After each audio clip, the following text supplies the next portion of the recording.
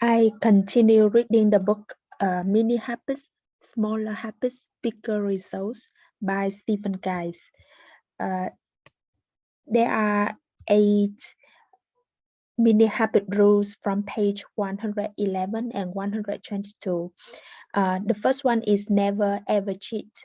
The first most common way to cheat is to give yourself a mini habit, such as one push up a day, but secretly require that you do more than a single push up.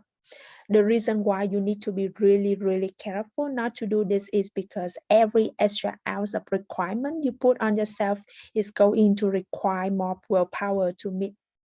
The second rule is to be happy with all progress. There's a quote by Bruce Lee that sums it up. Be happy, but never satisfied. In Derek Silver's TED Talk, he showed a video of a man dancing in a field at an outdoor event. The man looked a bit silly out there by himself, dancing wildly to the music. After a few seconds of dancing, another person joined him. Then there were two. After another several seconds, another person joined them, and then another.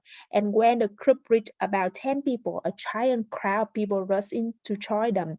Dozens of people were dancing wildly. It's quite a spectacle. It is similar with mini habits, with your habit. So mini habits are pretty simple brain trick at the core, but also a life philosophy that values starting, letting action precede motivation, and believing that small steps can accumulate into giant leaps forward.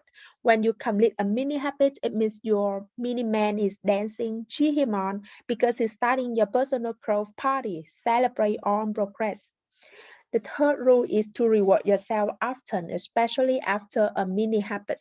When you complete a mini habit and reward yourself, whether it's with good food, a fun night out, or a monologue in the mirror about how amazing you are, your reward is going to pay you back by encouraging you to perform your mini habit again. You will get addicted to living a great life, and if that's not ideal, I don't know what it is. Number four is to stay level-headed. It has been boring at times. The difference between winners and losers is that the losers quit when things get boring and monotonous. It's not about motivation, it's about leveraging and conserving your willpower to form lifelong good habits. The calm mindset is the best mindset for building habits because it's steady and predictable. Number five, if you feel strong resistance, back up and go smaller. Common wisdom tells us what we've got to push through strong feelings of resistance. Well, that's stupid. We've already established that willpower is limited, and if you are pushing beyond your means now, it means you are going to crash and burn later. If you think that you can just do it later as well, then you are not taking into account that you might not have enough desire or willpower to do it later.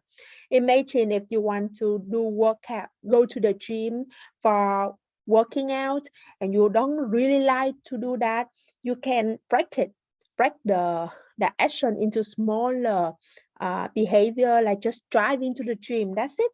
If it's still too much, you can just put on clothes.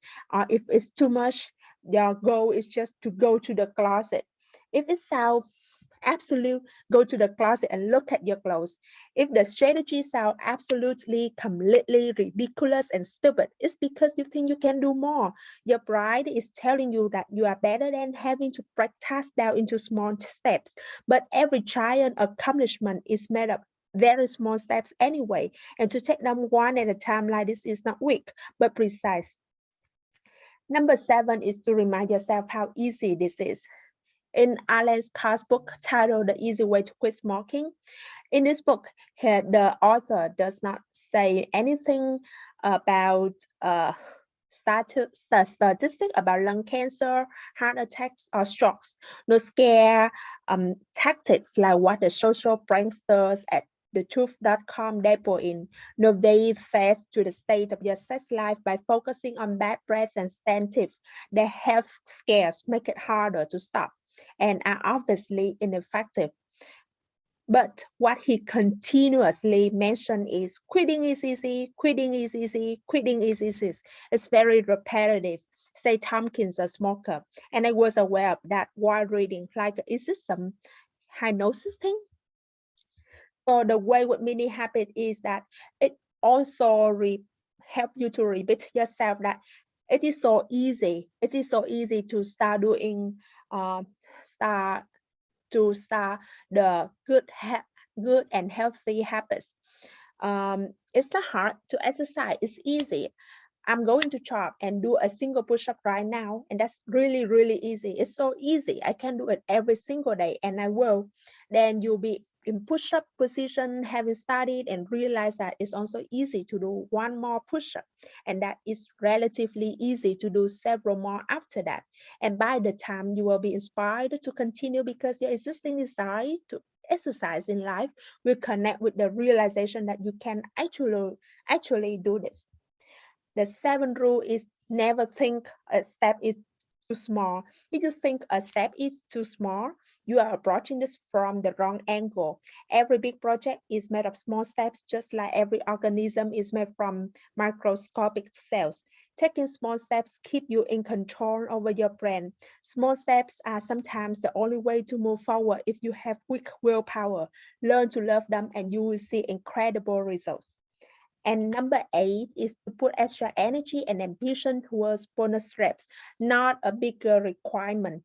If you are anxious to make big progress, pour the energy into your bonus reps. Bigger requirements look good on paper, but only action counts. Be the person with embarrassing goals and impressive results instead of one of the many people with impressive goals and impressing results. So that's it for today, and I will continue reading this book tomorrow.